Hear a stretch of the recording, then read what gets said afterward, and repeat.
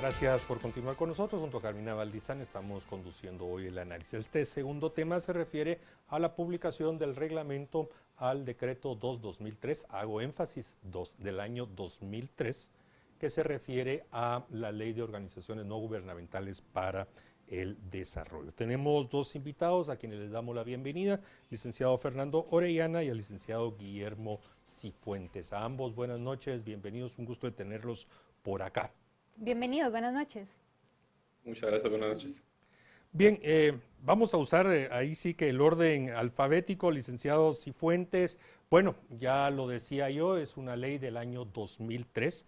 Hay que aclarar de que esa ley era una de las como tantas leyes que se emiten en Guatemala que estaba muerta, porque obligaba a una emisión de un reglamento a 60 días después de su publicación. Nunca fue publicado un reglamento y el Ministerio de Economía jamás hizo nada para fomentar el registro de organizaciones no gubernamentales. Año 2020 se aprueba el decreto 4-2020 que le hace reformas al decreto del 2003 y bueno, la controversia constitucional, la suspensión, un amparo provisional y hoy ya está en vigencia y hoy fue publicado el reglamento. Cuéntenos sus apreciaciones. Gracias, Canal Antigua, por el espacio. Pues, como bien lo dijeron, es un decreto 2-2003. Tenemos que tomar en cuenta eso, ¿verdad? El periodo de tiempo que ha transcurrido y luego, pues ahora el decreto ley 4-2020, suspendido el 2 de marzo de 2020 por un amparo provisional, entonces nos atrasa un poco más y ahora estamos pues 2021. Entonces, el que la Corte de Constitucionalidad haya finalmente abierto la puerta a que este decreto de 2003 pues se active, dé por concluida la contienda legal que podría existir por ciertos sectores sociales, pues es en beneficio en una apreciación objetiva, utilizando normas de la Constitución Política de la República, por ejemplo, el derecho de libre asociación, los considerandos de este decreto 4-2020 que reforman el decreto 2-2003 es en beneficio de la población porque incluye muchos tópicos relacionados a la fiscalización, entre otros, y algunas formas de constituir estas organizaciones no gubernamentales. Tenemos que ver el contexto de esto, que es en atención a los acuerdos de paz que enunciaron que era muy necesario la participación de los sectores sociales para el crecimiento y desarrollo social de todo el país. Pero esto no se puede dar si no hay una fiscalización que en el artículo 232 de la Constitución Política de la República le delega a una entidad de Estado, que es la Contraloría General de Cuentas, venir y también observar estas circunstancias de las organizaciones no gubernamentales que reciben quizá aporte del extranjero. Y este es un tema que es polémico porque ellas se constituyen estas organizaciones de carácter privado, pero también van a tener algunas aportaciones del Estado, del gobierno, y la Contraloría General de Cuentas entra en esta área de fiscalización, de control. Para mí, y en un estudio jurídico, observando las innovaciones que da este decreto 4-2020, que ahora se genera el acuerdo gubernativo 157-2021, que entra en vigencia el día de mañana, y por eso creo estamos en este tema. Van 38 artículos que realmente un reglamento o algún conocedor de leyes, y para la audiencia, el reglamento da la aplicabilidad de las normas de la ley. Si no está este reglamento, es como que faltara un manual. Y este manual, si se le quiere denominar así, viene y da herramientas para esa fiscalización que se fue generando en el decreto 4-2020. ¿Qué fiscalización? Inclusive ahora puede la Superintendencia de Administración Tributaria, el Ministerio de Gobernación a través del registro de personas jurídicas, y también cuando son organizaciones no gubernamentales regidas en el extranjero o constituidas, también un procedimiento para ir observando y la fiscalización de fondos, y creo que eso nos favorece a todos. Gracias, licenciado Cifuentes, licenciado Orellana, bienvenido. Y quisiéramos escuchar sus apreciaciones sobre pues, este reglamento que ya ayuda para que la ley entre en vigor, en vigencia y pues se pueda empezar a regular ya este tema. Muchas gracias, Carmina. Pues gracias por el espacio. Yo creo que hay varios puntos que debemos tomar en cuenta a partir de la publicación de este reglamento. No debemos de perder de vista, justamente como mencionaba el licenciado Cifuentes, el hecho de que hay varios artículos de la ley de ONGs, más bien, varios artículos de la reforma a la ley de ONGs que se encuentran provisionalmente suspendidos a raíz de una sentencia del mes pasado, del 14 de julio, de la Corte de Constitucionalidad, una resolución, más bien, una sentencia.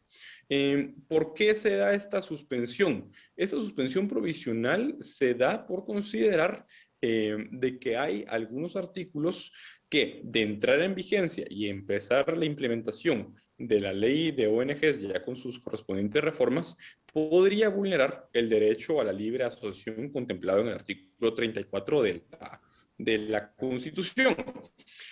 A ver, es interesante cómo todo este tema se hace bastante bulla cuando pues uno de los artículos que más controversia causaba de estas reformas a la ley de ONGs era la que le daba facultades al registro de personas jurídicas del Ministerio de Gobernación de cancelar aquellas ONGs que vulneraran o fueran en contra del orden público, le denominaba la reforma. Sin embargo, tenemos que recordar algo y es que pues disposiciones de esta naturaleza que a mi juicio sí pueden considerarse inconstitucionales, están contenidas incluso en el propio código, en el propio Código Civil. El Código Civil que contiene regulaciones, que contiene normas generales relativas a personas jurídicas, contiene en su artículo 25 una disposición que le da la facultad al Ministerio Público, que realmente es la Procuraduría General de la Nación, a la Procuraduría General de la Nación, a solicitar la disolución de aquellas asociaciones y personas jurídicas que se compruebe que realizan actividades contrarias a la ley y al orden público. ¿Por qué es necesario todo este preámbulo?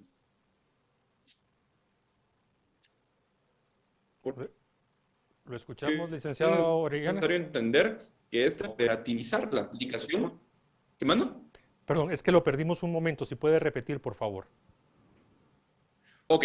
Sí, no, lo que mencionaba es que justamente este reglamento a la ley de ONGs lo que busca es, en este periodo de suspensión de algunos artículos de la ley, operativizar su aplicación. Básicamente creo yo que fuera de todo lo relativo a la burocracia, todo lo relativo a la forma, al trámite interno que debe seguir la inscripción de cualquier persona jurídica o organización, en este caso no gubernamental, dentro del registro de personas jurídicas, lo más importante es lo relativo a la fiscalización de los fondos y la forma en la cual esta fiscalización se va a dar. Básicamente eso es quizá el contenido más importante del reglamento. Y básicamente lo que establece el reglamento es que las ONGs que reciben recursos o donaciones de fuente extranjera tienen que informar por medio del Ministerio de Relaciones Exteriores de esa recepción. Y se faculta al Ministerio de Gobernación, a la SAT y a la Contraloría General de Cuentas a vigilar pues justamente la debida ejecución de esos fondos. Esto es complicado y es complicado tanto a nivel de reglamento como a nivel de ley, porque si bien es cierto que la Contraloría General de Cuentas tiene funciones y facultades para supervisar la forma en la cual, y así debe ser en todos los casos, se ejecutan los fondos del Estado, que, pues bueno, si una organización es no gubernamental no debería recibir fondos del Estado, pero reciben fondos del Estado, es pues pertinente que la Contraloría General de Cuentas supervise la forma en la cuales se ejecutan esos fondos, sí, yo creo que deja un poco lugar a duda de si es o no inconstitucional el darle facultades al Ministerio de Relaciones Exteriores, por ejemplo, de supervisar la proveniencia y la ejecución de fondos provenientes de entidades privadas en el extranjero. Fernando Orellana, primero quiero hacer yo una aclaración. Me equivoqué al hacer referencia del acuerdo gubernativo. Es el 157-2021, no el 158 como yo mencioné inicialmente, así que pido disculpas a ustedes y a la audiencia.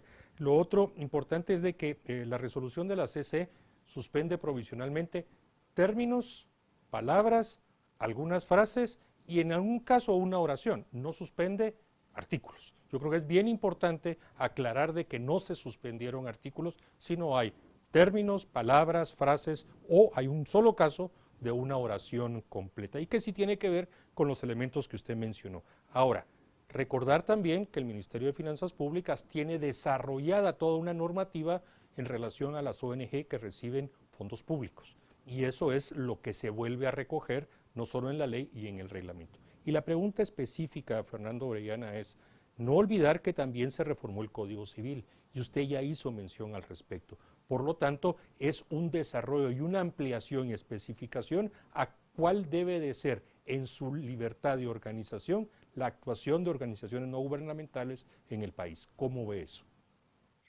A ver, yo creo que la reforma en la ley de ONGs quizá era necesaria, pero pudo haberse hecho con una mejor técnica legislativa. Por dos razones. Uno, por el hecho que debemos recordar que pues quisiera contar con información estadística al respecto, pero uno como asesor legal y los abogados en el ejercicio de la profesión creo que van a coincidir con el hecho de que el registro de personas jurídicas es uno de los registros más ineficientes con el que uno se puede ir a topar. El registro de personas jurídicas es quizá el dolor de cabeza de todos los abogados debido al hecho de que pues al final se depende mucho de criterios de ventanilla y de qué tanto conozco yo al operador que va a inscribir mi ONG, mi asociación civil, mi fundación, para que la asociación efectivamente salga operada. Entonces, estas reformas vienen a darle más carga a un registro que de por sí no funciona bien, ¿sí? Por otro lado, creo yo que las reformas eran necesarias justamente por eso. Ya la ejecución de fondos del Estado es supervisada por la Contraloría General de Cuentas. El Ministerio de Finanzas, como bien mencionas, pues tiene una normativa interna justamente para fiscalizar la forma en la cual se ejecutan los fondos que anualmente se le asignan a las ONGs en el presupuesto del Estado. Si vamos a hablar por temas de lavado de dinero, pues la Intendencia de Verificación Especial de la Superintendencia de Bancos tiene facultades ya para supervisar actividades de lavado de dinero. Entonces, al final, el trasfondo de por qué pasa esta ley no queda completamente claro cuál es la utilidad que va a generar. Y justamente, como bien mencionas, hay un tema importante y es que sí, no se suspenden artículos, pero sí se suspende la parte de los artículos que justamente había causado controversia por una posible vulneración a el derecho de libertad de asociación, que justamente era una especie de ánimo de darle mayor control al Ministerio de Gobernación sobre qué personas jurídicas podían operar como ONGs en el país y qué personas jurídicas no pueden operar como ONGs en el país, dando una definición extremadamente amplia al concepto de ONGs. Esto lo que daría lugar es a que si esta ley permanece en vigencia tal como está y al final de la historia la Corte de Constitucionalidad declara que la suspensión provisional cesa y entra plenamente en vigencia la ley, podría dar lugar a la cancelación de cualquier tipo de asociación civil no lucrativa, sea esta de derechas o de izquierdas. Ya, licenciado Cifuentes, el artículo 29 de este reglamento habla específicamente de las prohibiciones y creo que sobre estas prohibiciones es que nace mucho el espíritu o muchas personas apoyaban la ley de ONGs donde dice que no pueden, por ejemplo, en el inciso B, utilizar donaciones o financiaciones, donaciones o financiamiento externo para realizar actividades que alteren el orden público en el territorio nacional. O hacer cosas de lo que no está establecido en sus estatutos. Es un tema que se dio, por ejemplo, mucho con el tema de Planned Parenthood, que trató de ingresar recientemente en el territorio nacional. Y eso sí está recogido en este reglamento precisamente por las causales que se repitieron varias veces, que es de lo que se le... Precisamente esa injerencia o empezar a hacer cosas para las que no están reguladas en el país que se había dado. ¿Cuál es su opinión? Sí, más allá de una opinión, pienso que el artículo 29 que mencionan está ampliado en utilización de la máxima constitucional del derecho de defensa y debido proceso en el artículo 30.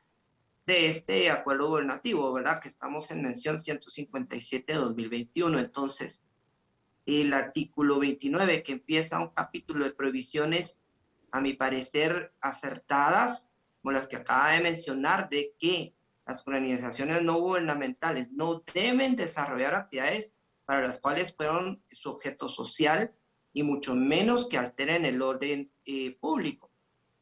Pero en ese orden de ideas, si se llegara a realizar, el acuerdo es tan cuidadoso que no solo recoge el derecho de la libre asociación, sino que también está implementando un derecho de defensa y de debido proceso. En el artículo 12 de la Constitución, da una audiencia por 15 días cuando se detecta que se haya incumplido una de las prohibiciones. Da, si a instancia de solicitud, 5 días prueba. Da 5 días en que puede solicitarse informaciones a distintas entidades y se resuelve. Y se resuelve con el ánimo de que el registro pueda iniciar las acciones correspondientes. El licenciado Orellana acertaba en un tema que es bastante, si no decirlo en un término en boga, no es que esté de moda, pero es una actualidad en cuanto a que la verdadera corrupción viene de lavados de dinero, por ejemplo, actividades ilícitas. Entonces, cuando otra actividad como la que acaba de mencionar se viene y se vislumbra, por eso mismo es que las normas de este acuerdo que le dan una cierta facultad al MINEX, al Ministerio de Relaciones Exteriores, para que en 30 días las ONG informen procedencia. Sabemos que el lavado de dinero, uno de los máximos es la procedencia, ¿verdad? Y cómo hacen para que una organización no gubernamental rinda cuentas. Y en este orden de ideas es que se da el decreto 4-2020 y que ahora, y que reforman el 2003, 2003. Todo esto es la ley de ONGs para el desarrollo. Este acuerdo, este reglamento, viene a optimizar y viene a darle también las reglas de juego a las distintas partes. No se observa que nadie tuviera que tener temor porque si llevan acorde sus procedimientos y hay un derecho de defensa inmerso en este acuerdo, hay un derecho de audiencia para emitir argumentos y pruebas, creo que va en orden toda esta normativa y reglamentación, ¿verdad? Entonces, es acertado el artículo 29 por el cual se me pregunta, se me da la opción de dar mi criterio personal, pero más allá, el artículo 30 lo amplía y creo que va en un marco constitucional, en un marco de Estado de Derecho, estas normativas. Licenciado Cifuentes, muy concreto y específico le pido la respuesta porque estamos ya breve a terminar el análisis. A su criterio profesional, este reglamento recoge dos de los temas fundamentales: la libertad de asociación, o sea que cualquier grupo de personas se pueden asociar para crear una ONG, registrarse y operar, ese es uno, y el otro, el debido proceso, si por alguna razón las entidades determinan que no están, en el artículo de las prohibiciones están haciendo algo y que está garantizado su debido proceso para defenderse de alguna arbitrariedad que el Estado o el Ministerio de Gobernación o alguna de las entidades pudiera estar generando. Esos dos temas en lo concreto, ¿están garantizados? Bueno, mi respuesta en concreto es sí, están garantizados plenamente. Inclusive ahora se describe una serie de ONGs de caridad, inclusive de deporte, es decir, cualquier persona como se mencionó. Y el derecho de defensa y debido proceso está totalmente garantizado. Inclusive como hasta un auto de mejor fallar, como se le podría denominar, o de mejor proveer, también está instituido en ese proceso. Así que sí, sí están garantizados. Muchísimas gracias. Licenciado Orellana, ya estamos pues prácticamente sobre el final. ¿Nos podría dar sus conclusiones, por favor? Sí, no, yo creo, a ver, vuelvo al punto del inicio. Yo creo que la reforma era innecesaria. A ver, hablar de orden público es una cuestión bastante etérea, más aún cuando esto se deja en manos de funcionarios públicos que un día están, al día siguiente ya no están, y no ejercen jurisdicción como lo hace un juez. Y en esa misma línea, pues bueno, la forma de cancelar la personalidad jurídica de una organización que está vulnerando cualquier bien jurídico tutelado por la Constitución es por medio, por ejemplo, de un proceso penal, acusando a los responsables de cometer algún delito y de vulnerar un bien jurídico tutelado del delito que corresponde y procesándolos, en vez de dejar todo esto en manos de burócratas que un día pueden tener una ideología, pero otro día puede ser otra. Creo yo que el análisis debe ir un poco más allá a cuestionar si realmente queremos que decisiones de cancelar la personalidad jurídica de entidades de carácter privado, de derecho privado, que reciben, pues sí, en algunos casos dinero del Estado, en algunos casos dinero del extranjero, van a quedar en manos, o su existencia va a quedar en manos de los burócratas de turno, o si queremos ser un poco más sofisticados, respetar efectivamente el debido proceso y el Estado de Derecho, y pues entonces en casos concretos, como por ejemplo el caso que tú bien mencionabas, Carmina, de Planned Parenthood, el aborto es un delito contemplado en el Código Penal, independientemente de lo que consideramos cada uno a nivel personal sobre el aborto, es un delito contemplado en el Código Penal, y si una organización se dedica a promover el aborto, pues justamente podría ser denunciada y procesada penalmente por promover cualquier tipo de actividad relacionada. Entonces creo que el análisis debe ir mucho más allá de las herramientas que pueden darnos en un momento dado este tipo de regulaciones. Bien, agradecemos a Fernando Orellana y al licenciado Cifuentes, Guillermo Cifuentes, que nos hayan acompañado esta noche. Respecto del orden público, creo que sí vale la pena debatirlo más. No solo está el acuerdo de la constituyente, el 7, sobre la ley de orden público, hay artículos constitucionales, hay jurisprudencia constitucional y legal que creo que es lo suficientemente vasto para aplicar correctamente la ley. Pero en fin, esa es discusión de otro momento. Mientras tanto, muy amables haber estado aquí con nosotros. Muchísimas gracias, buenas noches. Gracias. Bien, Carmina, cerramos. Mañana entra en vigencia este reglamento. Veremos qué pasa con las ONG que tanto han pataleado aquí en Guatemala. Pues es importante, ¿no? Como el tema de los seguros, creo que Exactamente. hay que estar en orden. Muy bien, agradecemos muchísimo que nos hayan acompañado. Le deseamos a Luis Grijalva, es el próximo deportista olímpico guatemalteco que tendrá la oportunidad de participar en Tokio. Le deseamos la mejor de la suerte. Ya estar allá, ser un gran deportista, merece toda nuestra admiración y respeto. Así que le deseamos lo mejor. Buenas noches.